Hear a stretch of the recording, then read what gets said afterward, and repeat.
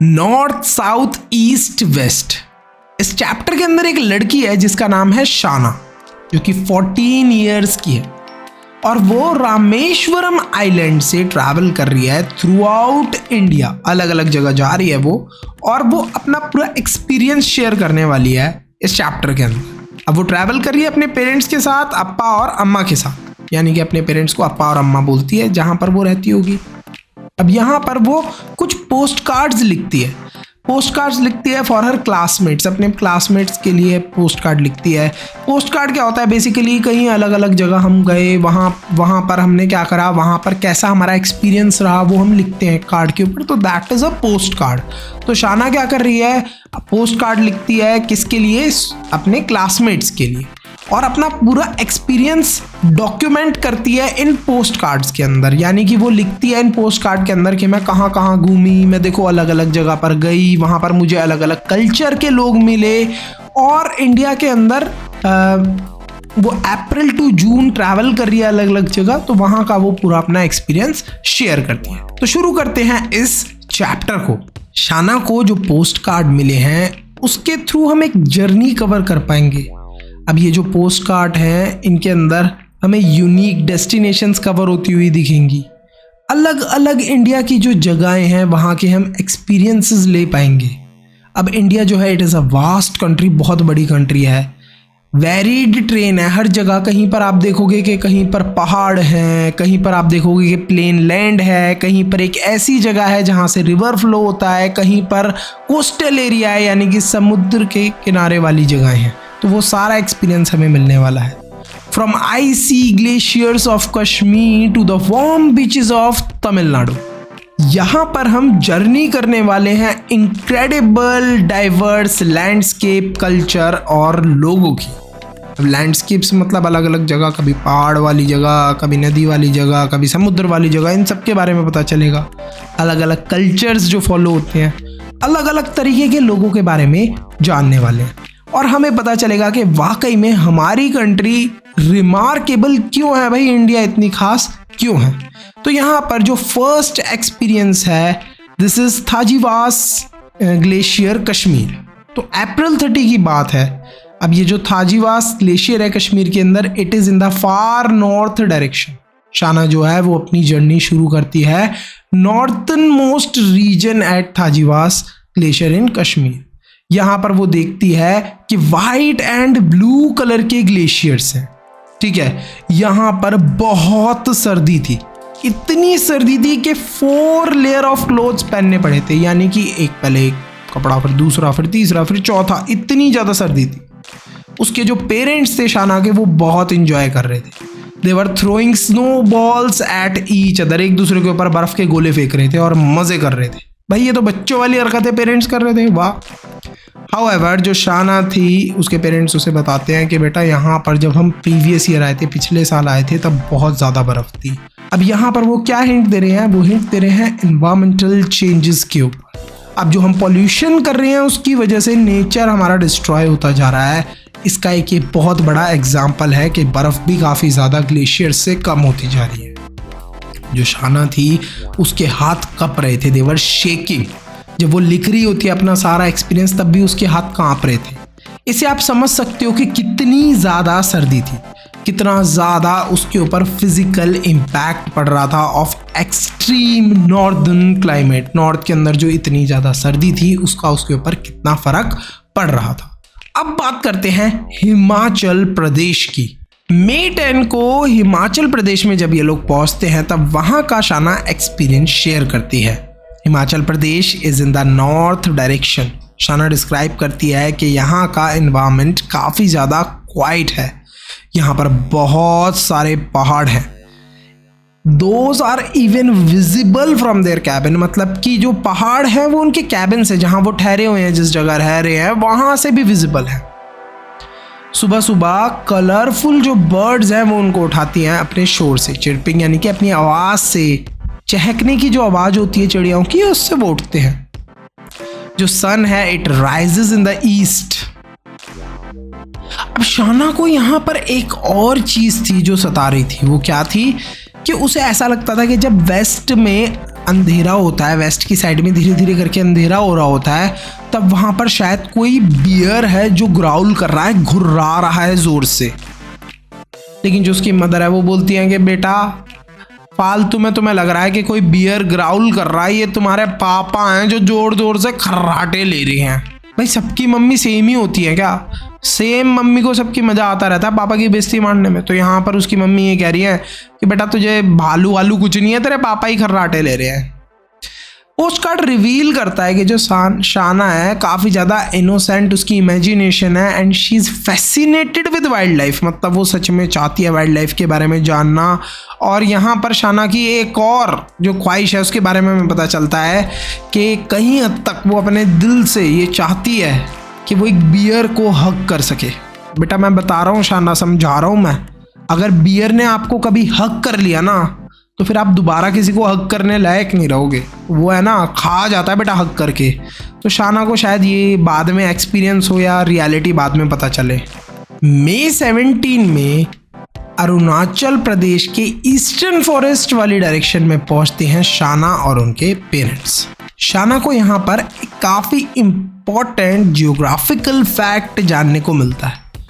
अरुणाचल प्रदेश जो है वो हिमाचल प्रदेश के बिल्कुल भी नज़दीक नहीं है। शाना को पहले लगता था कि जितने भी प्रदेश है ना एक साथ साथ में है, बट ऐसा नहीं है। अरुणाचल प्रदेश जो है it is in the far east, not near Himachal Pradesh. ऐसा उसे पहले लगता था कि जो प्रदेश वाली जगह है ये सब एक साथ है, नज़दीक नज़दीक है। और इनको जब अरुणाचल प्रदेश जाना था तो 2 ट्रेन्स भी इन्हें चेंज करनी पड़ती हैं, which took them a very long time.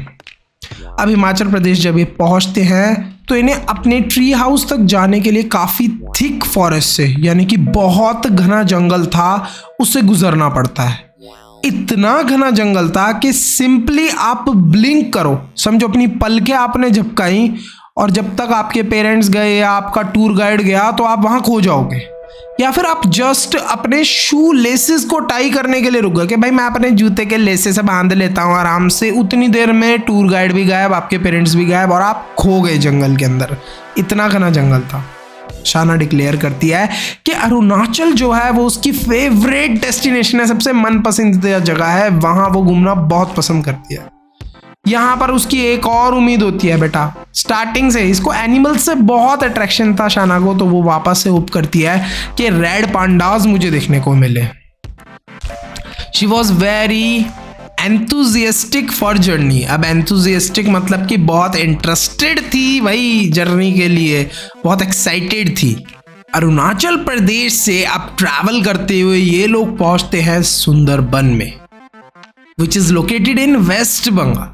अब सुंदरबन पहुंचने के लिए इनको ट्रैवल करना पड़ता है टू साउथ वेस्ट डायरेक्शन, और यहाँ पहुंचने के लिए इन्हें ज़्यादा समय नहीं लगता, यानी कि शाना और उसके पेरेंट्स इजीली पहुंच जाते हैं। अम्मा शाना को बताती हैं कि सुंदरबन वाली जगह को वेटलैंड क्यों बोला जाता है। वेटलैंड इसलिए बोला जाता है क्योंकि यहाँ पर काफ़ी ज़्यादा पानी है। शाना यहाँ पर एक चीज़ देख के बहुत सरप्राइज हो जाती है। वो देखती है कि जो मैनग्रोव ट्रीज हैं they are growing in sea water. भाई सच में यार ये तो सरप्राइजिंग बात है कि पानी के अंदर पेड़ उगते हुए आप देख लो यार। और वो चीज़ शाना को देखने को मिलती है first time. She was very surprised. भाई शाना मस्ट बी वेरी लकी जो वो इतनी इंटरेस्टिंग जगह ट्रैवल कर रही थी। अब शाना जब बोट राइड कर रही थी on the river, suddenly she notices a crocodile. उसको एक क्रोकोडाइल दिखता है, मगरमच्छ दिखता है और एक स्नेक दिखता है। अब शाना बोलती है वाह भाई मजे आ गए क्रोकोडाइल और स्नेक को देख के। बट यहाँ पर उसकी जो अम्मा है she expresses sadness. She is very sad. Sad क्यों है?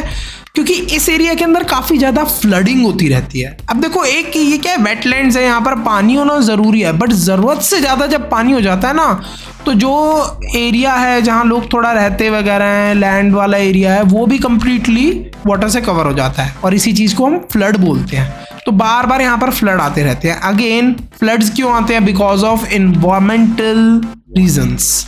हम क्या कर रहे हैं, ग्लेशियर मतलब हम क्या कर रहे हैं, केमिकल्स वगैरह बहुत ज़्यादा यूज़ कर रहे हैं, पोल्यूशन बहुत ज़्यादा कर रहे हैं, जिससे ग्लेशियर्स मेल्ट हो रहे हैं और वाटर की जो क्वांटिटी है वो इंक्रीज होती जा रही है, जिसका इफेक्ट यहाँ वेटलैंड्स में देखने को मिलता है।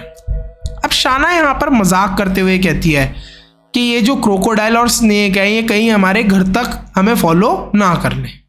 शाना को अब कुछ अपने क्लासमेट्स की भी याद आने लगी थी। पता नहीं कैसे आ रही थी, इतनी इंटरेस्टिंग जगह तो ये घूम रही थी। अब चलते हैं गुजरात के डेजर्ट्स में और नर्मदा रिवर को एक्सप्लोर करते हैं। East to west adventures. अब directly from the east of the India they are going to the waste.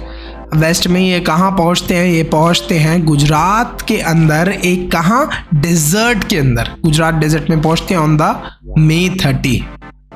इनको यहाँ पहुँचने में 2.5 days लगते हैं। शाना जो है she is in the middle of the desert. अब वो यहाँ पर इस डेजर्ट को डिस्क्राइब करती है एज हॉट एंड ड्राई, ठीक है, और चारों तरफ सैंड है। शाना बोलती है कि भाई ये जगह तो ऐसी लग रही है जैसे एक समुद्र का किनारा हो और वहां समुद्र ही ना हो, सिर्फ क्या हो, सैंड ही सैंड हो। यहाँ की कंडीशंस बहुत हार्श थी, गर्मी ही गर्मी थी। बट यहाँ पर भी शाना को एक चीज देखने में बहुत पसंद आती है, वो थी कलरफुल क्लोथ्स। यहाँ पर लोगों ने काफी कलरफुल क्लोथ्स पहने हुए थे।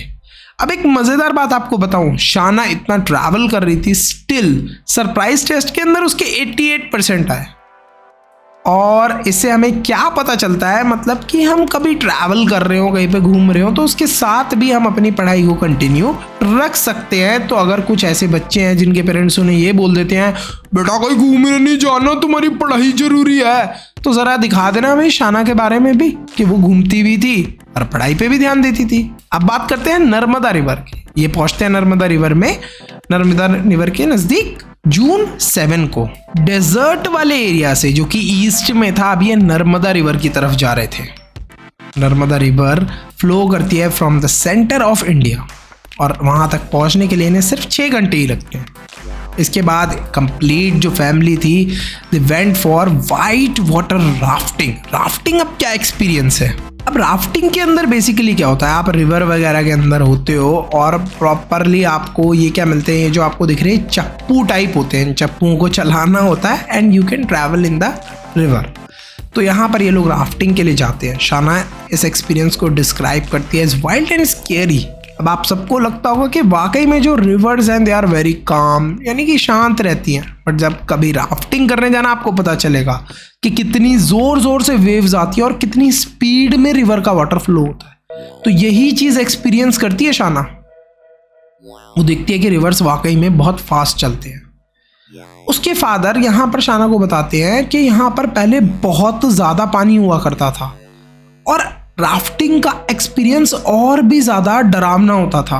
बट अब पानी कम हो रहा है, यानी कि अगेन वापस से एनवायरमेंटल कॉजेज या एनवायरमेंटल प्रॉब्लम्स को क्या करा जा रहा है, हाईलाइट किया जा रहा है कि कैसे पानी जो है वो क्या है, पानी कम होता जा रहा है रिवर के अंदर। अप्पा जो है यानी कि जो शाना के फादर हैं, ही बिकम सो फ्राइटेंड कि वो डिसाइड करते हैं कि वो कभी भी राफ्टिंग के लिए नहीं जाने वाले। तो भैया डर जाते हैं वो बहुत ज़्यादा, लेकिन जो शाना है वो कंप्लीटली लव करती है वाटर को, उसको पानी बहुत पसंद आता है और वापस से इस एक्सपीरियंस को लेने के लिए वापस आना चाहती है और वापस से ये एक्सपीरियंस करना चाहती है। अब आते हैं हम लोग गोवा पे। भाई शाना के तो मजे ही मजे हैं, घूमे जा रही है हर जगह। अब गोवा पहुंचती है वो जून 12 को।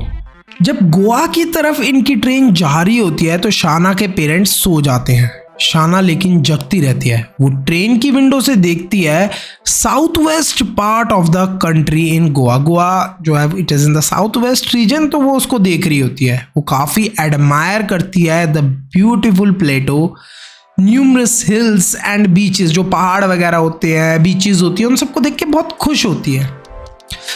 ट्रेन जो है it passes through many tunnels. अब टनल्स कैसे होते हैं, देखो भाई कुछ इस तरीके से टनल होते हैं, इनसे बार बार ट्रेन गुजर रही होती है। अब शाना जो थी ना उसको पहले इन टनल से बहुत डर लगता था, बट अब वो बिल्कुल नहीं डरती। यानी कि शाना की एक पर्सनल ग्रोथ भी हुई है थ्रू दिस जर्नी। हम देखो पहले किसी चीज़ से डरते हैं और जब बार बार ट्रैवल करते हैं, बार बार कुछ एक्सपीरियंस लेते हैं तो वी आर नॉट स्केयर्ड। तो यहाँ पर शाना के साथ यही होता है। अब शाना ड्रीम करती है to organise a class tour of the plateaus when they reach class 11। वो सोचती है कि जो प्लेटो हैं, यानी कि जितने भी प्लेटोज हैं, इन सब पे हम ट्रैवल करेंगे कभी ना कभी। एक क्लास टूर हम लोग अरेंज करेंगे जब हम क्लास 11th में पहुंच जाएंगे, थोड़े बड़े हो जाएंगे। अब वो ये एक्सपीरियंस ऐसा क्यों कह रही थी, वो ये एक्सपीरियंस अपने फ्रेंड्स के साथ भी शेयर करना चाहती थी, अपने फ्रेंड्स के साथ भी लेना चाहती थी। मैं आपको बताऊं, देखो जब हम अपने दोस्तों के साथ ट्रैवल करते हैं ना या कहीं पे जाते हैं तो वो एक एक्सपीरियंस अलग होता है, फैमिली के साथ वाला एक्सपीरियंस अलग ही होता है। अब हम देखते हैं सदर्न कोस्टल एडवेंचर्स। जून 17 को ये लोग चेन्नई एंड पौंडीचेरी पहुंचते हैं। ट्रैवलिंग साउथ जो फैमिली है वो कहाँ पहुंच जाती है, चेन्नई के अंदर, और यहाँ पर वो पौंडीचेरी नाम की जगह पर रुकते हैं, थोड़ा चेन्नई से पास में ही होती है, और यहाँ पर वो सर्फिंग करना सीखते हैं। What is the surfing? Surfing देखो कुछ इस तरीके से एक्टिविटी होती है, बोर्ड होता है, उससे वेव्स के ऊपर लोग ऐसे सर्फ कर रहे होती है, तो यहाँ पर वो ये चीज़ सीखते हैं। शाना जो है वो अपने आप कंसिडर करती है गुड एट सर्फिंग। अब ऐसा वो क्यों मानती है? क्योंकि वो सिर्फ 2 बार ही गिरी थी इस बोर्ड से, ज़्यादा नहीं गिरी थी, इस वजह से। अब यहाँ पर जो शाना के पेरेंट्स होते हैं वो बच्चों की तरह बिहेव कर रहे थे, एक दूसरे पर जैसे स्प्लैश करते हैं ना पानी, बच्चे एक दूसरे पर पानी फेंक रहे थे। अब यहाँ पर एक ह्यूमरस तरीके का काम हो गया था, यानी कि रोल रिवर्स हो गया था। जो पेरेंट्स थे वो तो बच्चों की तरह बिहेव कर रहे थे और शाना समझदार लोगों की तरह बिहेव कर रहे थे। शाना नोटिस करती है कि जिस आइलैंड पे ये लोग रहते हैं वहाँ से यहाँ के बीचेस बहुत डिफरेंट थे। यहाँ की जो वेव्स थी देवर मोर रफ, यानी कि बहुत ज़्यादा स्ट्रॉन्ग वेव्स आ रही थी, और जो पानी था इट वॉज मोर ब्राउनर। लेकिन फिर भी शाना यहाँ पर काफ़ी इंजॉय करती है। अब ये लोग पहुँचते हैं पम्बन ब्रिज पे। जून 22 को पम्बन ब्रिज क्रॉस कर रहे होते हैं। What is this Pamban bridge? अब पम्बन ब्रिज सच में एक अमेजिंग जगह है। कैसी जगह है? मतलब आपकी जो ट्रेन है वो ट्रैवल कर रही है, ठीक है, और चारों तरफ, यानी कि आप साइड से देख रहे हो अपनी ट्रेन के, लेफ्ट साइड तब भी पानी है, राइट साइड तब भी पानी है। Means your train is travelling between the sea. तो शाना भी काफ़ी अमेज थी, काफ़ी खुश थी, क्योंकि फर्स्ट टाइम इतना इंटरेस्टिंग उसे एक्सपीरियंस हो रहा था। और फाइनली वो घर पे भी पहुंचने वाली थी, इस चीज़ की भी एक्साइटमेंट थी। अब शाना को लग रहा था कि भाई इनकी जर्नी खत्म ही होने वाली है और सीधे हम लोग अब घर जाएंगे। लेकिन अब फिर दोबारा से शाना के जो पेरेंट्स हैं वो रुक जाते हैं, और इस बार वो रुकते हैं ओलाईकुड़ा बीच पर। जून 24 को वो लोग यहाँ रुकते हैं। अब ये जो ओलाईकुड़ा बीच है यहाँ पर वो क्यों रुके होते हैं? क्योंकि जो शाना की अम्मा थी वो चाहती थी कि शाना डाइविंग सीखे। What is this diving? Under water जो देखो लोग ऐसे जाते हैं ना, इसको डाइविंग बोलते हैं। तो उसकी मदर चाहती थी कि वो ये सीखे, इस वजह से वो यहाँ रुके थे। लेकिन अनफॉर्चुनेटली शाना के साइज के डाइविंग सूट्स अवेलेबल ही नहीं थे। तो शाना क्या करती है? पानी के ऊपर फ्लोट करती रहती है, मछलियों को देखती रहती है, और जो शाना के पेरेंट्स थे देवर डाइविंग। अब यहाँ पर शाना बहुत सारे पत्थर जो होते हैं, पेबल्स होते हैं बीच के ऊपर, उन्हें कलेक्ट करती है, और वो सोचती है कि ये सारे पत्थरों को मैं किसको दूंगी? अपने क्लासमेट्स को देने वाली हूँ। फाइनली जून 25 को ये लोग घर पर पहुंचते हैं। यहाँ पर शाना अपना फाइनल पोस्ट कार्ड लिखती है, and it was for her parents. शाना जो है वो अपना पूरा जो भी ट्रैवलिंग का एक्सपीरियंस है वो शेयर करती है कि कैसे पूरी कंट्री को हमने ट्रैवल करा। वो बोलती है कि जो फॉरेस्ट हैं, ग्लेशियर्स हैं, डेजर्ट्स हैं, वेटलैंड्स हैं, प्लेटोज हैं, माउंटेन्स हैं, I am obviously going to miss those. साथ में नई नई लैंग्वेजेस जब भी हम कहीं पे जाते थे तो सुनने को मिलती थी, मैं उन्हें भी मिस करने वाली हूँ। डिफरेंट लोगों से हम मिले थे, उस चीज़ को भी मैं मिस करने वाली हूँ। अब वो घर पर आ गई थी तो वो अपने फ्रेंड से मिल सकती थी, और शाना सोचती है कि काश मुझे वापस से ऐसे ही ट्रैवल करने को मिले, बट इस बार मेरे फ्रेंड्स भी शायद मेरे साथ चलें। काश ऐसा भी पॉसिबल हो जाए। वीडियो में आगे जाने से पहले आप सबको एक इम्पॉर्टेंट इंफॉर्मेशन देनी है। बहुत सारे बच्चों ने मुझे कमेंट और ईमेल करा कि सर जो हमने मेंबरशिप परचेज करी थी और हमें नोट्स और सैम्पल पेपर मिले थे वो एग्ज़ाम में बहुत हेल्पफुल थे।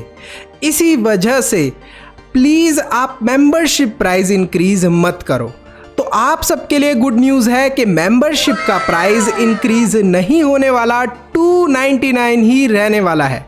इसके साथ साथ एक और एक्साइटिंग न्यूज़ है। इस कॉस्ट को और भी अफोर्डेबल बनाने के लिए पहले 1000 बच्चों को मिलने वाला है 70% डिस्काउंट। तो फटाफट अभी मेंबर बन जाओ।